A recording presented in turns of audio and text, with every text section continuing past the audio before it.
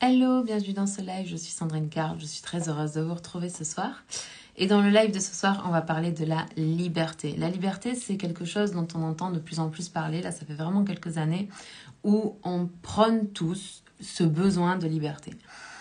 Pour moi, la liberté est un sentiment qui est quand même assez mal compris, puisque la liberté, pour moi, elle est autant dans notre liberté d'être, qui on a envie d'être, de faire ce que l'on a envie de faire, et la liberté d'avoir ce qu'on a envie d'avoir.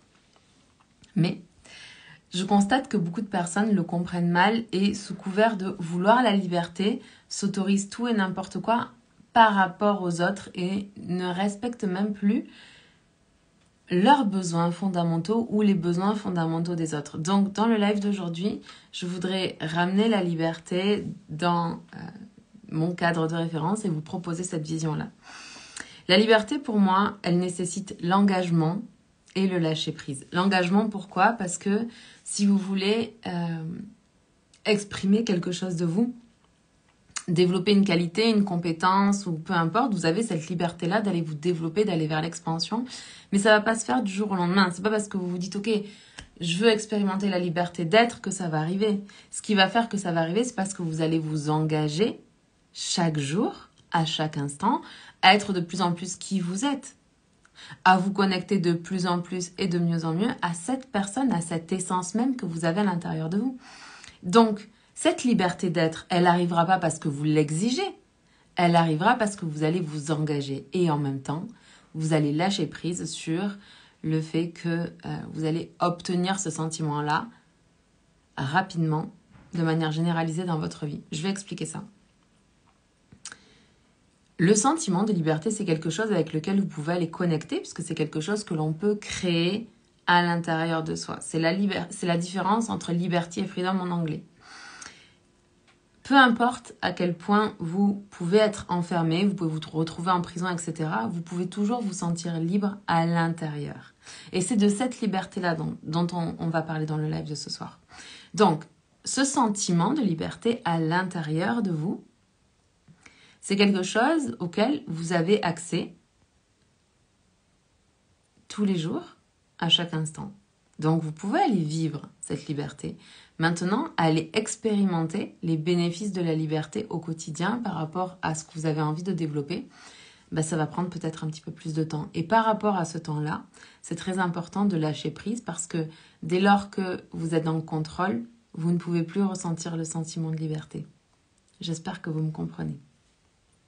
Pour moi, la vraie liberté, c'est la liberté de l'âme. Et ce besoin de liberté que beaucoup d'entre nous ressentent, c'est très souvent parce que potentiellement que même vous, aujourd'hui, vous vous sentez comme coincé dans un rôle, comme étriqué dans un soi social. Comme si vous aviez passé plusieurs années à créer l'image sociale de vous et qu'aujourd'hui, cette image sociale que vous avez créée de vous paraît comme un costume trop serré pour vous, comme des vêtements qui sont vraiment trop serrés et vous avez besoin d'aller vers plus d'expansion. Quand on ressent ce sentiment-là, comme si notre vie d'un coup était étriquée comme des vêtements qui nous serraient, c'est vraiment comme un appel de l'âme qui réclame un plus grand besoin de liberté. Pas par rapport à des choses qui sont matérielles, mais bien par rapport à des choses qui sont spirituelles, comme la mission de vie ou l'âme. Donc quand on ressent ces moments où on a l'impression d'être comprimé dans un rôle et qu'on n'est plus en train de vivre la pleine et entière expression et expansion de notre essence profonde, on peut sentir cette contraction à l'intérieur de nous. Et la meilleure chose à faire, c'est de prendre le temps, de prendre une pause et de réfléchir à quels sont nos véritables désirs. Pas les désirs que la société a fait naître dans nos esprits, mais bien les désirs de notre cœur. Qu'est-ce qu'on a envie de vivre? Qu'est-ce qu'on a envie d'expérimenter? Qu'est-ce qu'on a envie de réaliser et d'accomplir durant les prochaines années? Parce que la beauté, la magnificence de la vie, c'est quand on devient intentionnel par rapport à elle et qu'on décide ce que l'on a envie de vivre et qu'on s'engage à réaliser cette vie qu'on a envie de vivre. Autre question que vous pouvez aussi vous poser, c'est est-ce qu'aujourd'hui, il y a des règles que vous vous imposez et qui ne font plus sens ou qui ne vous servent plus aujourd'hui. Ça aussi, c'est une bonne manière d'aller redéfinir ce qu'est la liberté pour vous et comment est-ce que vous avez envie de la définir pour vous-même. Qu'est-ce que vous avez envie de vivre et d'expérimenter et est-ce que certaines règles ne vous permettent pas d'aller accéder à ça. Par exemple, si une des règles que vous vous imposez, c'est de répondre de suite aux appels des personnes qui vous appellent ou des messages. Peut-être que vous avez de la difficulté à avoir du temps pour vous parce que vous êtes continuellement au service des autres. L'idée, à ce moment-là, c'est de vous demander si cette règle que vous vous imposez, de répondre toujours immédiatement à votre téléphone, est quelque chose qui est bon pour vous ou pas. Parce que peut-être que si vous ressentez ce sentiment d'être étriqué dans un soi social et que vous avez besoin d'aller vers une plus grande expansion et de vous laisser plus de place pour aller vous questionner sur vos désirs profonds, alors peut-être que cette règle, par exemple, que vous vous imposez, en la mettant de côté, vous allez pouvoir avoir plus de temps pour aller vous connecter à vos désirs et potentiellement aussi à votre mission de vie et de votre mission d'âme. Autre chose maintenant, quand on manque de liberté, ou qu'on a ce sentiment de manquer de liberté, d'étouffer, d'être étriqué. Merci pour les petits cœurs.